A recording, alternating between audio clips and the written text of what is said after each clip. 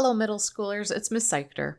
At the beginning of each project, you will have to go through with a planning phase before moving on to your final project.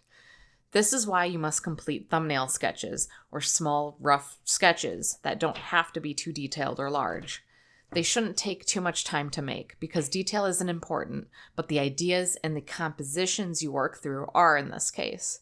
Not only are you not allowed to jump right into your final project with only a few vague ideas or no plan at all, but this is not a wise artistic decision. Your first idea is rarely your best idea. I hate to give a minimum number of sketches you should draw because typically you should do as many as you can until you have a solid plan. I recommend at least 3 sketches. Here I draw rectangles to indicate the dimensions of the paper that I plan to draw on. If you feel like your drawing is on point, but it sits awkwardly in that rectangular border, you can erase and redraw that border until you're happier with the composition. For this project, you don't want to draw any wild thing you can think of, necessarily. I recommend thinking of places you can easily photograph first.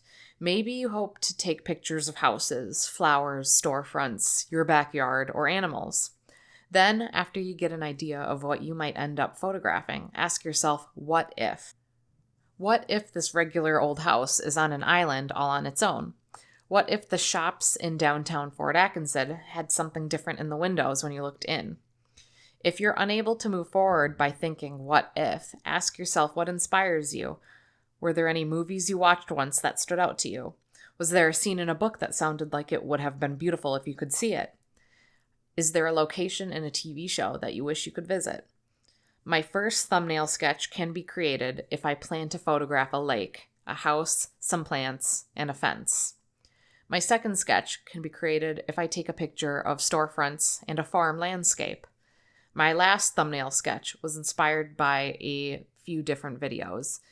If you go this route, always be sure to change at least 3 or so things in order to create more of an original composition. It's okay to be inspired by something else. It's not okay to recreate or copy someone else's idea. After you've sketched out something you deem to be surrealist, ask yourself, does this embody one of my vocabulary words we talked over in class? If not, you might have a few edits to make. As I said before, you must draw at least 3 until you come up with an idea that you know for sure you want to do for this project. And this is how I use my sketchbook to plan and draw out thumbnail sketches for an art project.